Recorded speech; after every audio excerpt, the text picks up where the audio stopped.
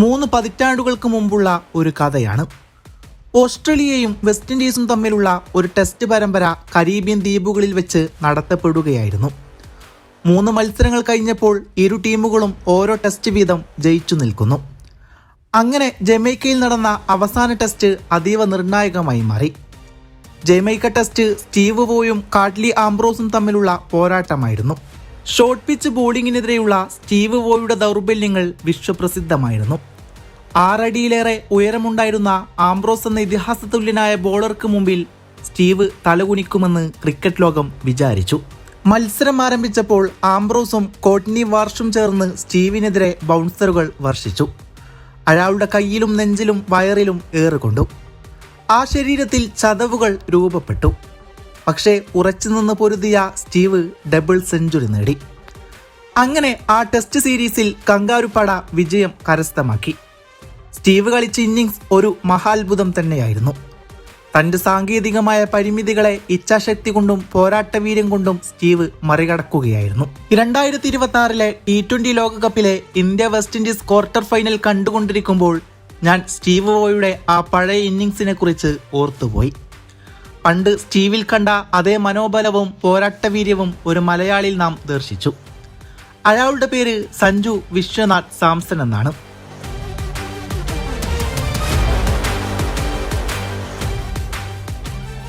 $196 എന്ന പടുകൂറ്റൻ ലക്ഷ്യം ഭേദിക്കാനിറങ്ങിയ ഇന്ത്യക്ക് പവർ പ്ലേ കഴിഞ്ഞപ്പോഴേക്കും 2 വിക്കറ്റുകൾ നഷ്ടപ്പെട്ടിരുന്നു.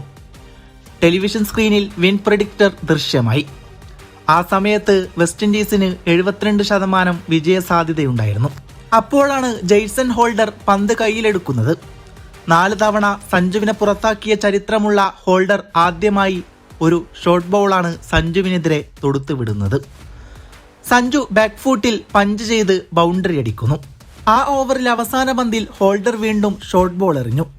സ്ക്വയർ ലെഗ് ബൗണ്ടറിയിൽ ഫീൽഡറും ഉണ്ടായിരുന്നു. പക്ഷേ സഞ്ജു കെണിയിലകപ്പെട്ടില്ല. പുൾ ഷോട്ടിലൂടെ സിംഗിൾ നേടി. സഞ്ജു ഹോൾഡറോട് പറയാതെ പറയുകയായിരുന്നു, ബൗൺസറുകൾ എറിഞ്ഞാൽ എന്നെ ഒതുക്കാമെന്നൊരു വിശ്വാസം ക്രിക്കറ്റ് ലോകത്ത് നിലനിൽക്കുന്നുണ്ട്. പക്ഷേ ഈ ദിവസം ഞാൻ ആ ധാരണയെ കത്തിച്ച് ചാമ്പലാക്കിയിരിക്കും. ഈഡൻ ഗാർഡ്സണിൽ പിന്നീട് പിറന്നത് ഒരു യുദ്ധം തന്നെയായിരുന്നു. സഞ്ജുവും കരീബിയൻ കരുത്തന്മാരും തമ്മിലുള്ള മാനസിക യുദ്ധം. മാത്യു ഫോർഡ് എറിഞ്ഞ ഒരു ഇൻസിംഗറാണ് സഞ്ജു ആദ്യം നേരിട്ട ഡെലിവറി. സഞ്ജു ബീറ്റണായപ്പോൾ ഫോർഡ് അഗ്രസീവായ ബാറ്റർക്കു നേരെ ഓടിയെടുത്തു. അത് വരാനിരിക്കുന്ന ആക്രമണോത്സുകതയുടെ ഒരു സൂചന മാത്രമായിരുന്നു. അഭിഷേക് ശർമ്മയെ പുറത്താക്കിയപ്പോൾ ഹക്കിൽ ലോയ്സർ കാണികൾക്ക് നേരെ ഷട്ടപ്പെന്ന് ആക്രോശിച്ചു. ഇഷാൻ കിഷനെ ഒരു ഷോർട്ട് ബോളിലൂടെ കീഴടക്കിയപ്പോൾ ഹോൾഡർ ആവേശത്താൽ അലറി വിളിച്ചു.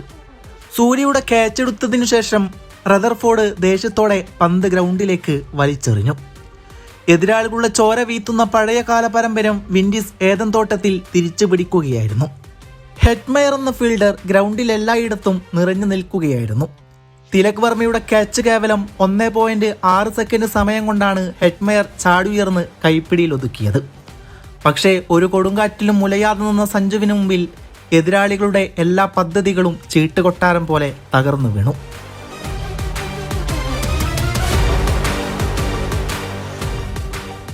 ഹൊസൈൻ ബോൾ ചെയ്യാൻ വന്നപ്പോൾ സഞ്ജു 3 സ്റ്റെമ്പുകളും ദൃശ്യമാക്കി. അതോടെ ഹൊസൈൻ വിക്കറ്റ് ഉന്നം വെച്ച് എറിയുകയായിരുന്നു. അടുത്ത നിമിഷത്തിൽ തന്നെ പന്ത് വേലി കടന്നു. ഹൊസൈൻ എറിഞ്ഞത് ഒരു മോശം ബോളായിരുന്നില്ല.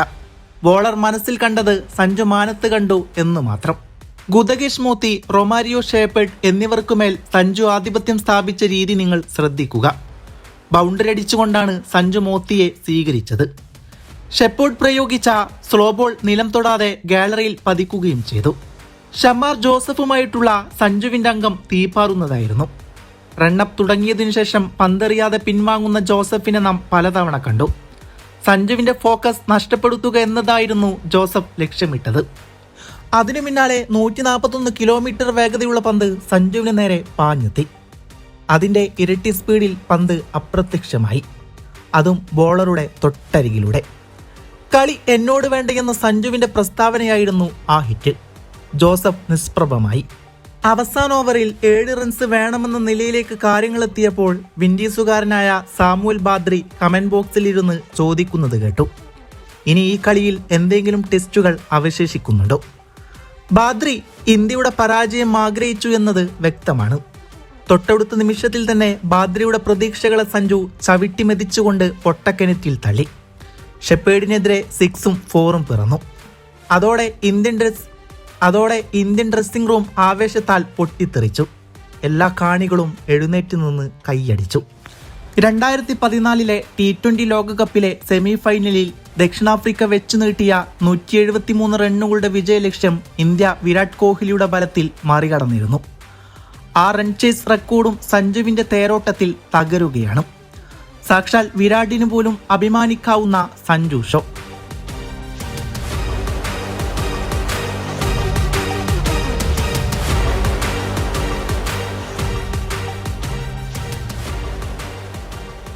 മത്സരം ആരംഭിക്കുന്നതിന് മുമ്പ് West Indies head coach Darren Sammy പറഞ്ഞിരുന്നു, ഇന്ത്യ എന്ന ഗോലിയാത്തിനെ നേരിടാൻ എന്റെ സൈനികർ തയ്യാറാണ്. അങ്ങനെ പറഞ്ഞ സമ്മി മത്സരം നടക്കുമ്പോൾ ഡെഗൌട്ടിൽ ഇരിപ്പുറക്കാതെ പരിഭ്രാന്തനായി പാഞ്ഞു നടന്നു. 2016 മുംബൈയിൽ വെച്ച് സെമി ഫൈനൽ പരാജയം സമ്മാനിച്ച സമ്മിയോട് ഇന്ത്യ പകരം വീട്ടി. അതായിരുന്നു സഞ്ജു എഫക്ട്. 1967 ഇന്ത്യയും വെസ്റ്റ് ഇൻഡീസും തമ്മിലുള്ള ഒരു ടെസ്റ്റ് മത്സരം ഇതേ ഈഡൻ ഗാർഡൻസിൽ വെച്ച് അരങ്ങേറിയിരുന്നു. കൊൽക്കത്ത എന്ന നഗരത്തിന് ഒരിക്കലും മറക്കാനാവാത്തൊരു മാച്ചായിരുന്നു അത്. അന്ന് ഈഡൻ ഗാർഡൻസിൽ 60,000 സീറ്റുകളാണ് ഉണ്ടായിരുന്നത്. പക്ഷേ ഇന്ത്യ വിൻഡീസ് പോരാട്ടത്തിന്റെ ഭാഗമായി 80,000-ഓളം ടിക്കറ്റുകളാണ് സംഘാടകർ വിറ്റൊഴിച്ചത്. സ്വാഭാവികമായും സ്റ്റേഡിയത്തിൽ വലിയ ജനക്കൂട്ടം രൂപപ്പെട്ടു. തിരക്ക് നിയന്ത്രിക്കാൻ പോലീസിന് ലാത്തിയും ഡിയർ ഗ്യാസും ഉപയോഗിക്കേണ്ടി വന്നു. അതോടെ ക്ഷുഭിതരായ കാണികൾ ഗാലറികളിൽ തീയിട്ടു. ഗ്രൗണ്ടിൽ സ്ഥാപിച്ചിരുന്ന ഇരു രാജ്യങ്ങളുടെയും ദേശീയ പതാകകൾ കത്തിനശിക്കാനുള്ള സാധ്യതയുണ്ടായിരുന്നു. കരീബിയൻ പടയുടെ ഉപനായകനായിരുന്ന ഹണ്ടയുടെ സമയോചിതമായ ഇടപെടൽ മൂലം ആ പതാകകൾ സംരക്ഷിക്കപ്പെട്ടു എന്ന ഐതിഹ്യം ഏറെക്കാലം ക്രിക്കറ്റിലുണ്ടായിരുന്നു. എന്നാൽ പിൽക്കാലത്ത് തന്റെ ആത്മകഥയിലൂടെ ഹണ്ടെ ഒരു വെളിപ്പെടുത്തൽ നടത്തി. തീ ആളിപ്പടർന്നപ്പോൾ വിൻഡീസ് പതാകയും ഇന്ത്യൻ പതാകയും അയച്ചുമാറ്റാൻ ഞാൻ തുനിഞ്ഞതാണ്. പക്ഷേ ഒരു പോലീസുകാരൻ എന്നെ തടഞ്ഞു. അയാൾ എന്നെ സുരക്ഷിതമായി അകറ്റി നിർത്തുകയും 2 ദേശീയ പതാകകളെ അഗ്നിയിൽ നിന്ന് രക്ഷിക്കുകയും ചെയ്തു. നിർഭാഗ്യവശാൽ ആ പോലീസ് ഉദ്യോഗസ്ഥൻ ആരാണെന്ന് ഇന്നും നമുക്കറിയില്ല. ആരും അയാളെ അന്വേഷിച്ചു പോലും ചെന്നില്ല. അയാൾ സ്വയം മുന്നോട്ട് വന്ന് സ്വന്തം ഐഡന്റിറ്റി വെളിപ്പെടുത്തിയതുമില്ല. പ്രിയപ്പെട്ട അജ്ഞാതനായ പോലീസുകാര, അന്ന് നിങ്ങൾ സംരക്ഷിച്ച ഇന്ത്യൻ പതാകയെ സഞ്ജു സാംസൺ വാനോളം ഉയർത്തിയിട്ടുണ്ട്. എങ്ങോ ഇരുന്ന് നിങ്ങളത് കാണുന്നില്ലേ? വേൾഡ് കപ്പ് പോലൊരു ബിഗ് സ്റ്റേജിൽ ആദ്യമായി തന്റെ T20 ഹാഫ് സെഞ്ചുറി തികച്ചിട്ടും അമിതമായ ആഘോഷങ്ങളൊന്നുമില്ലാതെ ചെറുതായി ഒന്ന് കൈകൾ ഉയർത്തി താൻ വിശ്വസിക്കുന്ന ദൈവത്തെയൊന്ന് പ്രാർത്ഥിച്ചുകൊണ്ട് സഞ്ജു ഉടനെ ഗ്രീസിൽ വന്ന് സ്ട്രൈക്ക് എടുക്കാൻ വേണ്ടി തയ്യാറെടുക്കുകയാണ്. ദിനേശ് കാർത്തിക് കമന്ററിയിലിരുന്ന് പറയുന്നുണ്ട്, 50 അടിച്ച ശേഷമുള്ള അടുത്ത ബോൾ സഞ്ജു ഡിഫൻഡാണ് ചെയ്യുന്നത്. പൊതുവെ ബിഗ് റിസ്ക് ബിഗ് റിവാർഡ് എന്ന രീതിയിൽ ബാറ്റ് ചെയ്യുന്ന ബോഡിയിലേക്ക് ഒരു ഷോർട്ട് ബോൾ വന്നാൽ ബിഗ് ഹിറ്റിന് ശ്രമിച്ച് ഔട്ടാകാറുള്ള സഞ്ജു സാംസന്റെ നിഴൽ മാത്രമായിരുന്നു ഇന്ന് ക്രീസിൽ കണ്ടത്. പകരം റിസ്കുകൾ എടുക്കാത്ത ലോഫ്റ്റഡ് ഷോട്ടിന് വേണ്ടി സ്പേസ് ഉണ്ടാക്കാൻ നോക്കാതെ ഗ്രൗണ്ടിലൂടെ ഗ്യാപ്പ് നോക്കി ബൗണ്ടറി കടത്താനുള്ള മനഃപൂർവമായ ശ്രമം. കളിയുടെ ആദ്യ പന്തുകളിൽ 6 അടിച്ചു തുടങ്ങിയ സഞ്ജു പിന്നീട് 4കൾ മാത്രം അടിച്ചു മുന്നേറിയത് ആ അവസാന റണ്ണടിക്കാൻ താനുണ്ടാവണമെന്ന നിശ്ചയദാർഢ്യം ഒന്നുകൊണ്ട് മാത്രമാണ്. അവസാനം ഇന്നിംഗ്സിലെ 4ാമത്തെ 6 അടിക്കുന്നത് 19.1 ഓവറിൽ ഇന്ത്യക്ക് ജയിക്കാൻ 6 ബോളിൽ 7 റൺ മാത്രം വേണ്ടി വരുമ്പോഴാണ്. അടുത്ത ബോളിൽ ലോങ് ഓണിലൂടെ ഒരു 4ഉം അടിച്ച് ജയിച്ചു കയറുമ്പോൾ അമിതാവേശത്തിന് മുന്നേ സഞ്ജു ചെയ്യുന്നത് ഗ്രൗണ്ടിൽ മുട്ടുകുത്തിയിരുന്ന് പ്രാർത്ഥിക്കുകയായിരുന്നു. 50 ബോളിൽ 97 റൺസ് അടിച്ച് നോട്ടൌട്ടായി നിന്ന സഞ്ജു വിചാരിച്ചിരുന്നെങ്കിൽ ഒരു പേഴ്സണൽ മൈൽ സ്റ്റോണായ സെഞ്ചുറിക്ക് പോലും ശ്രമിക്കാമായിരുന്നു. പക്ഷേ വ്യക്തിഗത നേട്ടങ്ങൾക്കപ്പുറം എപ്പോഴും ടീമിൽ തന്റെ റോളും നിർവഹിക്കാൻ ആഗ്രഹിച്ചിട്ടുള്ള സഞ്ജുവിൽ നിന്നും അത് കൂടുതൽ ക്രിക്കറ്റ് ആരാധകർ പ്രതീക്ഷിക്കേണ്ട. വിമർശനങ്ങളെയും വെറുപ്പിന്റെ വിദ്വേഷം പുലർത്തുന്നവരെയും മാത്രമല്ല സഞ്ജു റദ്ദ് ചെയ്യുന്നത്, മറിച്ച് സഞ്ജു എന്ന ക്രിക്കറ്ററുടെ എബിലിറ്റിയിൽ വിശ്വസിച്ച് കൂടെ നിന്നവരുടെ വിശ്വാസത്തെയും രക്ഷിച്ചെടുക്കുന്നുണ്ട്. ഒരു T20 വേൾഡ് കപ്പിൽ ഇന്ത്യ റൺസ് പിന്തുടരുമ്പോൾ ഒരു ബാറ്ററുടെ ഏറ്റവും ഉയർന്ന വ്യക്തിഗത സ്കോർ കൂടെ സഞ്ജു സ്വന്തമാക്കുന്നുണ്ട്. മറികടന്നത് മറ്റാരുടെയും റെക്കോർഡല്ല, സാക്ഷാൽ കോഹ്ലിയുടെ 82 റൺസായിരുന്നു മറികടന്നത്. കോഹ്ലി 2 തവണയാണ് 82 എടുത്തിട്ടുള്ളത്. ഇനി വരാനിരിക്കുന്ന 2 ബിഗ് മാച്ചിലും സഞ്ജു പെർഫോമൻസ് കൊണ്ട് മറുപടി പറയും എന്ന് തന്നെയാണ് പ്രതീക്ഷ.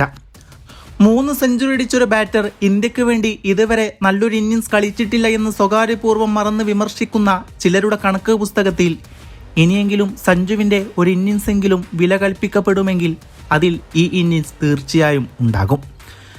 ഇല്ലാത്ത പക്ഷം അത് വെറും അന്ധമായ ഫാനിസം ബാധിച്ച് മഞ്ഞളിച്ച കണ്ണുകൾ ഉള്ളത് കൊണ്ട് മാത്രമാകാം. സഞ്ജു സാംസൺ എന്ന ബാറ്ററെ ഇത്രമേൽ പക്വതയോടെ ഇത്രമേൽ കൃത്യതയോടെ 22 വാരയിൽ ഇതിനു മുമ്പ് നമ്മളൊരിക്കലും കണ്ടിട്ടില്ല. ഓഫ് സ്പിന്നിൽ ട്രാപ്പുമായി എത്തിയ ഹക്കീം ഹുസൈനെ കടന്നാക്രമിച്ച് താളം തെറ്റിച്ചുകൊണ്ടുള്ള തുടക്കം. അഭിഷേകും കിഷനും തുടക്കത്തിലെ വീണുപോയപ്പോൾ തൻ്റെ റോൾ എന്തായിരിക്കണമെന്ന് കൃത്യമായി തിരിച്ചറിഞ്ഞുകൊണ്ടുള്ള സ്വയം പുനഃക്രമീകരണം. അയാളുടെ മൊമെന്റം തെറ്റിക്കാൻ വിൻഡീസ് ബൗളർമാർ റണ്ണപ്പെടുത്ത ശേഷം സ്ലോ ഡൗൺ ചെയ്ത് പലതവണ ശ്രമിക്കുന്നുണ്ടായിരുന്നു. ആ ചതിക്കുഴിയിൽ വീണ് അയാൾ വിക്കറ്റ് അശ്രദ്ധമായി വലിച്ചെറിഞ്ഞു കളയുമോ എന്ന് ഈ രാത്രിയിൽ പലരും സംശയിച്ചവരല്ലേ. സൂര്യയും തിലകും ഹാർദിക് പാണ്ഡ്യയും വീണപ്പോൾ അയാൾക്കൊറ്റയ്ക്ക് മാച്ച് ജയിപ്പിക്കാനാകുമോ എന്ന് ഈ രാത്രി പോലും പലതവണ നമ്മൾ ചോദിച്ചവരല്ലേ. ഒടുവിൽ റൊമാരിയോയെ ഫ്ലിക്ക് ചെയ്ത് മിഡ് വിക്കറ്റിലേക്ക് സിക്സർ പറത്തി തൊട്ടടുത്ത പണ്ട് മിഡ് ഓണിലൂടെ ബൗണ്ടറി പറത്തി അയാൾ മാച്ച് ഫിനിഷ് ചെയ്യുമ്പോൾ നമ്മളെല്ലാവരും സ്വപ്നമാണോ എന്ന് വിചാരിച്ചു പോയതല്ലേ. സത്യം പറയൂ, അയാൾ ഈ നീലക്കുപ്പായം ഇട്ട നാൾ മുതൽ ഇങ്ങനൊരു രാത്രി നമ്മൾ ആഗ്രഹിച്ചിരുന്നില്ലേ.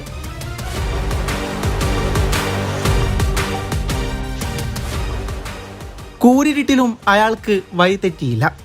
മേഘഗർജനങ്ങൾക്ക് അയാളെ ഭയപ്പെടുത്താനായില്ല. അയാളുടെ കണ്ണുകൾ മുമ്പൊന്നുമില്ലാത്ത വിധം പ്രകാശിക്കുന്നുണ്ടായിരുന്നു.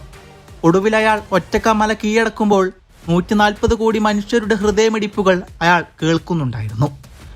പരാജയഭീതിയെ സ്വയം തോൽപ്പിച്ച് ഒടുവിൽ അയാൾ അജയ്യനായിരിക്കുന്നു. ഇത് അയാളുടെ ഉയർത്തെഴുന്നേൽപ്പാണ്. പ്ലേയിങ് 11-ൽ ഇനിയും സ്ഥാനമില്ല എന്ന് കരുതിയെടുത്തു നിന്ന് അയാൾക്ക് വേണ്ടി കരുക്കൾ നീക്കിയത് ഈ നിമിഷത്തിന് വേണ്ടിയായിരിക്കണം. വിരാട് കോഹ്ലി ഇല്ലാതെ ഇന്ത്യ ഇതുവരെ T20 വേൾഡ് കപ്പിൽ 160-ന് മേൽ ചേസ് ചെയ്തിട്ടില്ലത്രേ. ചരിത്രം തിരുത്തിക്കുറിക്കപ്പെട്ടിരിക്കുന്നു.